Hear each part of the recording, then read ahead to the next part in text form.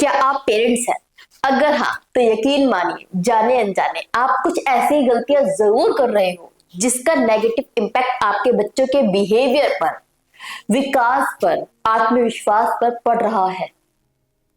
जाने अनजाने हम पेरेंट्स कुछ ऐसा बिहेव कर जाते हैं कि हमारे बच्चे उस बिहेवियर की वजह से अपना आत्मविश्वास खो देते हैं, अपना कॉन्फिडेंट खो देते हैं, वो चिड़चिड़े बन जाते हैं, वो गुस्सैल बन जाते हैं और उसके बाद हम पेरेंट्स कहते हैं कि पता नहीं ये ऐसे कैसे हो गया।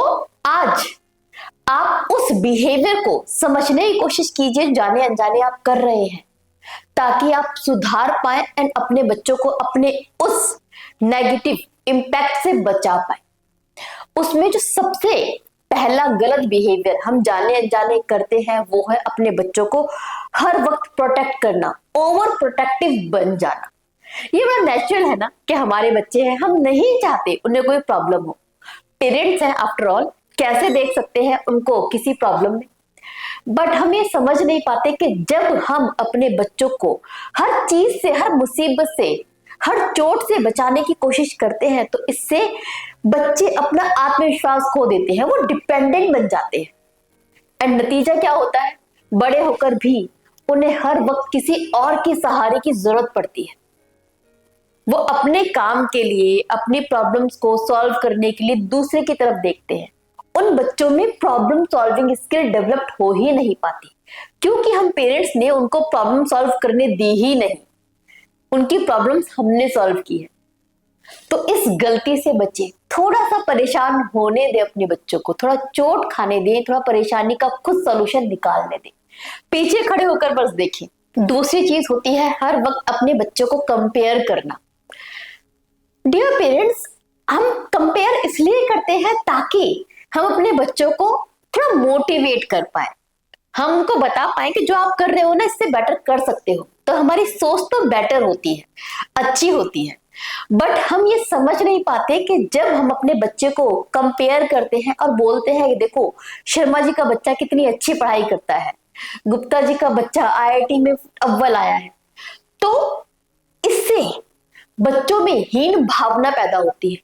उनको लगता है कि वो दूसरों से कमजोर है, दूसरों से कम है, उन जैसे अच्छे नहीं है।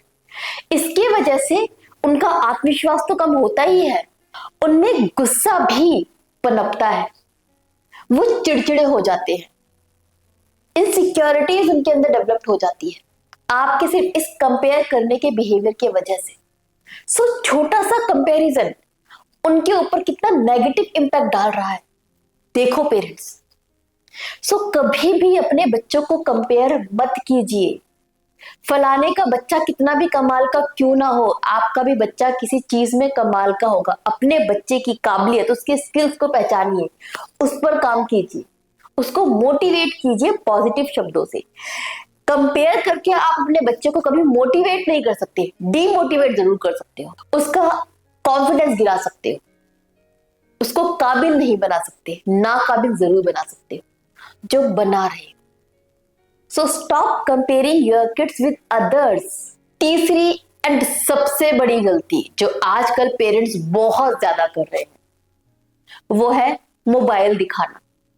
देखिए पेरेंट्स, जब आप हर वक्त अपने बच्चे को मोबाइल देते हैं ना, तो ये तो हम सब जानते हैं कि इससे उनमें एडिक्शन होता है, मोबाइल को लेकर, स्किन को लेकर, ये तो है ही।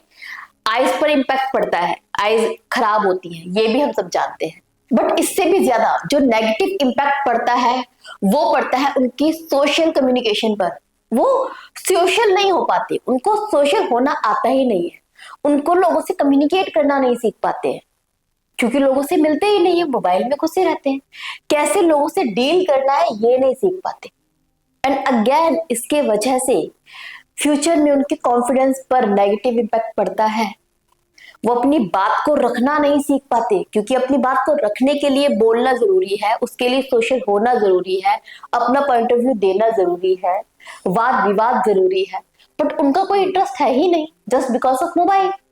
इस मोबाइल का, इस लत का इंपैक्ट सिर्फ उनकी आईज पर नहीं जाता, उनकी पर्सनैलिटी पर पड़ता है। मोबाइल से अपने बच्चों को बचा कर रखिए। इसके अलावा प्लीज पेरेंट्स अपने बच्चों को हर वक्त डांटना बंद कीजिए। आई एम नॉट सेइंग कि बच्चों को बिल्कुल डांटो मत, एटलीस्ट 5 years तक तो बिल्कुल मत डांटो, क्योंकि बच्चे 5 साल तक उनमें इतनी समझ ही नहीं होती कि उनने क्या गलत किया। उनका दिमाग इतना काम नहीं करता, इतना डेवलप नहीं हो पाता कि वो अपनी गलती समझ पाए, क्या नहीं करना है ये समझ पाए। उनको उनकी गलती पर प्यार से ही डील करना होता है। बट आफ्टर 5 years भी ये नहीं होता कि आप उनकी गलती पर उनको मारना शुरू कर दें, उनको हर वक्त डांटना शुरू कर दें। इससे बच्चे इनसिक्योर फील करते हैं, उनमें डर पैदा होता है, उनमें गुस्सा पैदा होता है, वो चिड़चिड़े बनते हैं।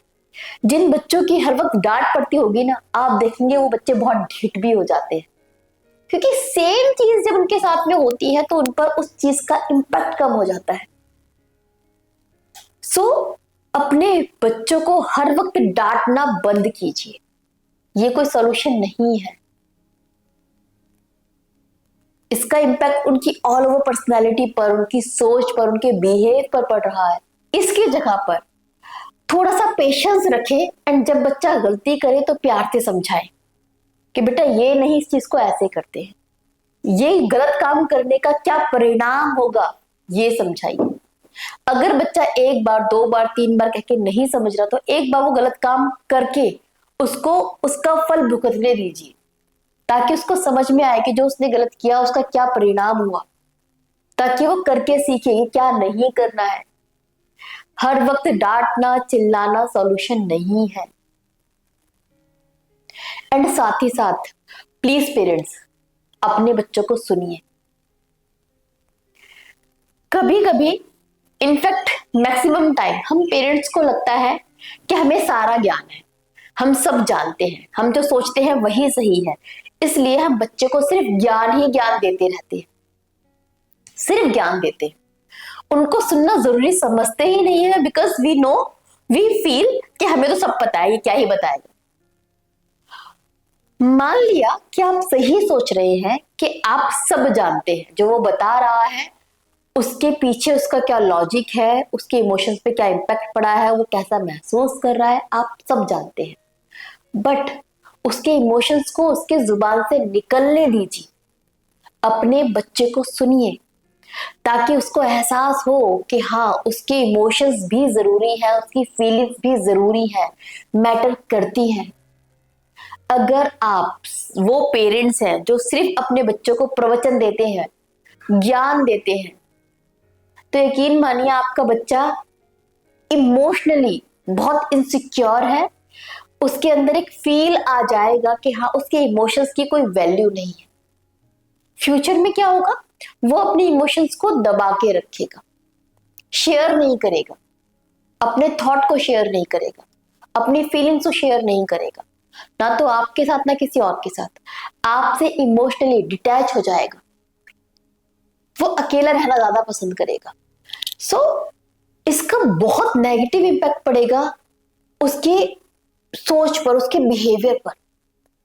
एंड पेरेंट्स एक चीज को समझिए कि जिस तरह की परवरिश उन्हें मिल रही है, इसका इम्पैक्ट उनकी पूरी जीवन पे पड़ने वाला है। जो बीज हमने बोया है ना, उसको अच्छे से पानी मिले, खाद मिले, रोशनी मिले, इसकी जिम्मेदारी हमारी है, क्योंकि उस पौधे को शेड आज दे दोगे आप, बट फ्यूचर में जब बड़ा हो जाएगा तो आपको उसको अकेला छोड़ना पड़ेगा।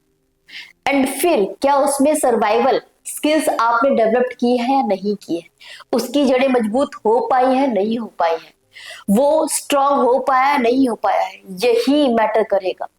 कल जब उसके बड़े होने के बाद आंधी आएगी ना उसके जीवन में, तब आप नहीं होंगे उसको बचाने के लिए। अगर आपने उसकी जड़ों को स्ट्रांग कर दिया है, तब वो हर आंधी को खुद सा खुद झेल लेगा और ऐसे ही खड़ा रहेगा। बट अगर आपने उसको बहुत ज्यादा प्रोटेक्शन दी है, बहुत ज्ञान दिया है, उसको कमजोर रखा है, तो जब आप नहीं होगे तो वो गिर जाएगा। सो इसलिए बच्चों को बहुत ज्ञान की जरूरत नहीं होती, बहुत सिखाने की जरूरत नहीं होती, पैसा पैसा सोचने की जरूरत नहीं होती। उनको उनके लेवल पर सिर्फ ग्रो होने दीजिए, उनको बढ़ता हुआ देखिए। जब गिर रहे हो तो पीछे से देखिए कि सहारा देना है नहीं, जब जरूरत हो तभी सहारा दीजिए, स्ट्रांग बनने दीजिए। ताकि वो जो पेड़ आज आपने लगाया है, वो बीज जो बोया है, वो स्ट्रांग हो पाए। इसकी जिम्मेदारी आपकी है, क्योंकि वो पेड़ आपका है। होप पेरेंट्स इससे आप अपनी गलतियों को समझ पाएंगे, उनको सुधार पाएंगे। इसी उम्मीद के साथ मैं विदा लेती हूँ। Bye bye, take care.